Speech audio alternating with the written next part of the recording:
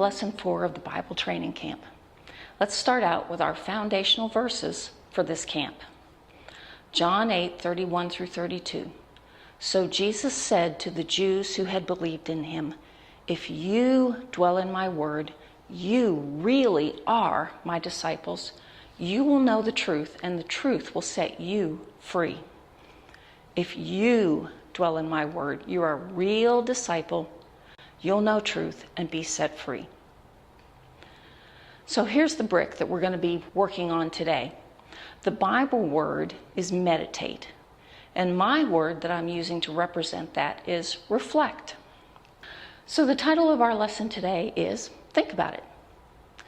That word meditate is a good Bible word, just like all the other ones that we've been using. But this one especially, I think, has been sadly hijacked by Eastern religions. We picture people sitting in a toga, cross-legged, saying, when we use the word meditate. But that's not at all what it is. That's why we need to look at it from a different perspective, maybe use a different word to get us to think about what does it really mean. When I teach this lesson, I like to ask people the question, do you usually take a shower or a bath? All those who usually take a shower, raise your hand. All those who usually take a bath, raise your hand. Okay, this has been universally the case. Almost everybody these days takes a shower. Why do you choose that method? Whichever method you've chosen, why do you choose it? Well, usually, again, almost always, the reason people say that they take a shower rather than a bath is time. It's quicker. Have any of you ever been to a hotel or a spa gym where there was a hot tub? And if so, did you ever take advantage of it? And why? Well, usually the reason is because it feels great. You sit in that tub and it soaks in and it relaxes your muscles. And that's why we talk about soaking in the Bible Training Camp. And we call dwelling in the Word the way we do it, we call it soaking. As we saw, there are different reasons for taking a bath versus a shower. But it's the same goal, to get clean. There are side issues, time mainly being the main one. When we think about hot tubs, a bath can have similar advantages, soaking, relaxing. Here's another one. Have you ever gotten pruny? Maybe even when you were a kid, when a bath time was more about playtime than it was about getting clean. Well, what happens when you soak and get pruny? The visible effect only lasts for a little while. And so it is with us soaking in the Word. We need to keep coming back and soaking regularly because the visible effect doesn't last for a long time. That's why we need to keep doing it daily. Well, let's look at some scriptural examples of meditating, or as I'm referring to it, reflecting. The first one is Joshua 1:8.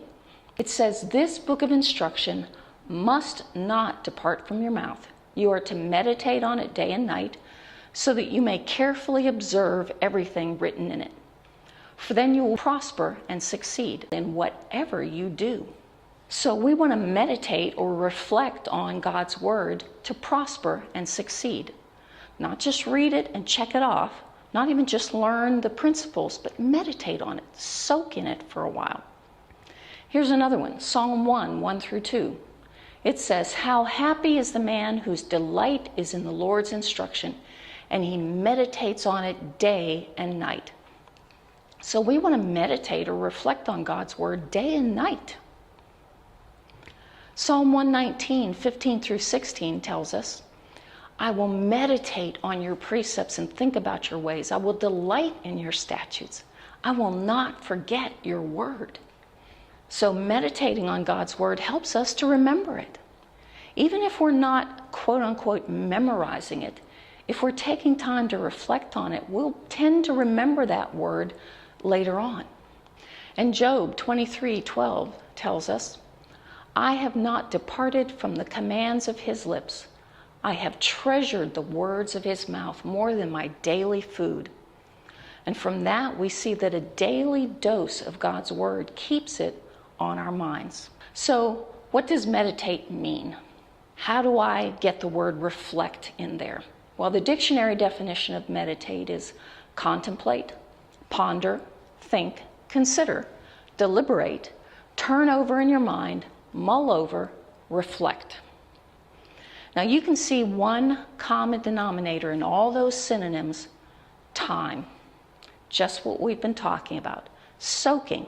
From that, you can see where I get my word for meditate, and I'm going to say that my definition is to prayerfully reflect. Because when we reflect on the scripture, we have to realize that it's not just about me thinking about it, pondering it, and chewing it over and over again. We have to recognize that God has to be involved in this, that it's the Holy Spirit that enlightens us, but we still need to give him time. When I say prayerfully reflect, I don't mean that we have to be on our knees with our hands folded, with our eyes closed, but it's just a way of reminding ourselves that we're inviting God to be involved in this, so that we need him to light things up for us. Another scripture that tells us about the power of meditating and connects it with some of the other things that we've been talking about is 1 Timothy 4:15. It says, meditate on these things. Give yourself entirely to them, that your progress may be evident to all. So prayerfully reflecting on the word leads to progress. And I think that's great when we compare that to what we've been talking about, how important growth is rather than perfection. It doesn't say that the goal is to be perfect. It says progress.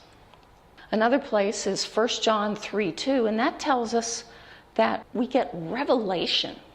We need revelation when we come to the Word.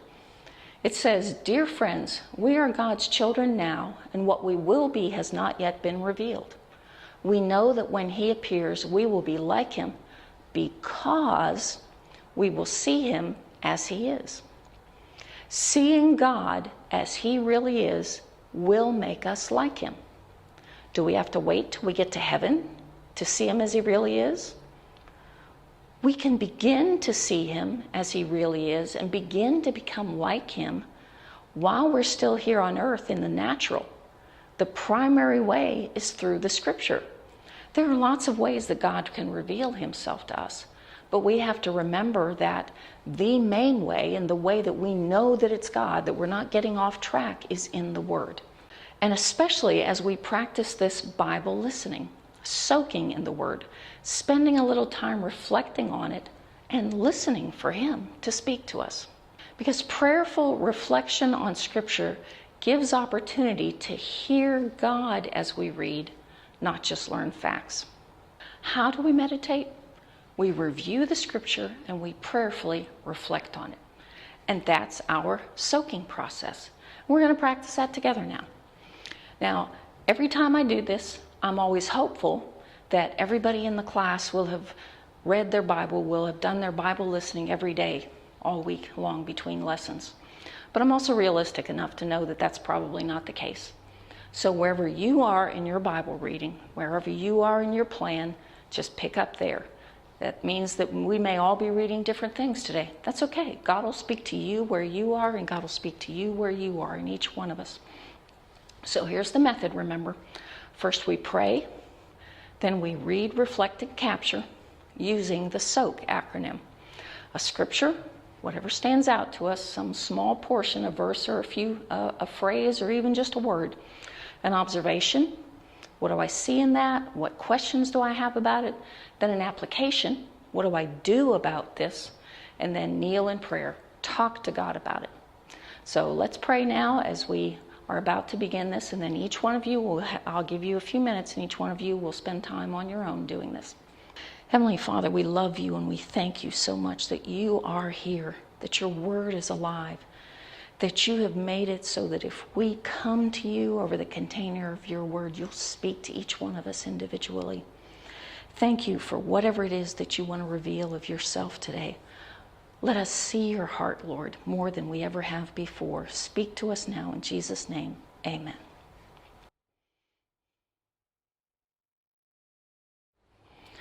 Okay, and when you're doing this in your home or in your Bible study group, make sure that you take time to talk about what God's saying to you and help each other. If someone's struggling, then give them ideas, give them encouragement. Somebody might have a great message that seems like God's saying to them through their scripture reading today. Others might say, oh, I don't know, this just doesn't make much sense to me. But be persistent and keep trying it, and it will work. God has made a promise, and He will fulfill it. Now we want to talk about goals. Each week we've been looking at the need to have a goal, to have a long-range goal, and also to have shorter steps each week to be moving us toward that. And if we're going to set goals, obviously, we want to hit them. And we need to know how to hit them. And there are some keys that I've been talking to about each week. Keys to being an effective Christian, to hitting the goals that we have that hopefully are God-given goals, that we're setting goals according to what God wants us to accomplish. Well, our first key was aim for growth, not perfection. And the second one is closely tied to that. Start small. Start with little things. And I've even said start with seemingly unimportant things. Daily Bible reading is not unimportant, but we tend to think of it as that. And in the sense of, if I don't read my Bible today, it's not a sin, because there's no rules that say I have to read it every day. And if I don't read my Bible today, it's not going to immediately bring down God's wrath on me. And if there are a lot of things that I could do that would have immediate, huge ramifications for myself and other people. So in that sense, it's unimportant. But it's not unimportant. It's the foundation for all the other things. It's that fundamental thing that we need to get down so that we can soar. So start with unimportant things. And then key number 3 that we're going to look at today is from Philippians 3:17, and it's what we do in the training camps is do it together.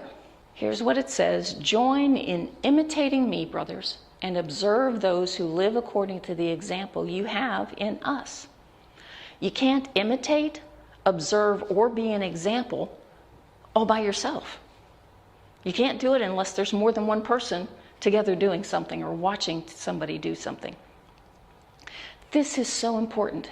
And I think this is one of the reasons that we have struggled as a body, as the church in general, with these fundamental Christian skills, like Bible reading, like prayer, like worship. It's because they are by nature things that we do by ourselves. Typically, you have your prayer time alone. You have your Bible reading time alone. You have, if you have a worship time at home, you do it alone. And that's great, that's fine, but we need to have times when we do them together so that people can learn. We can be a model for somebody if we're doing it, or we can have somebody else be a model for us if we're struggling. Ben Franklin said, "Tell me and I forget, teach me and I remember, involve me and I learn." That's the coaching method as opposed to the teaching method. Vince Lombardi, who for those of you who don't know was a great football coach, said people who work together will win, whether against complex football defenses or the problems of modern society. So back to your goals page. You put down your current location, where you were when we started this. We put down your ultimate destination, where you'd like to be ultimately. And then each week we've asked you to put down an interim step. Week 1, week 2, week 3. And so now it's time to put down something in week 3. How have you been doing? Did you meet your interim steps? What would be growth this week? Not trying to reach that final destination in one stop, but a small, achievable step in the right direction. Like the maxim, he who aims at nothing hits it every time. I'll throw in one of my own. I've said this before, but a small goal reached is better than big goals that you'll never get around to doing something about. So if you're ready to step it up, I encourage you to consider setting a step that will include doing this with someone else. My final destination is to be like Jesus, to do nothing but what the Spirit leads. Hear and do always. Putting those together, another step in that direction is I'm always looking for people that I can do this with. And that's often my week by week next step.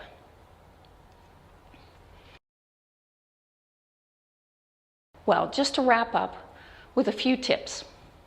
We try to make this practical. We try to make this something that you can actually follow and do.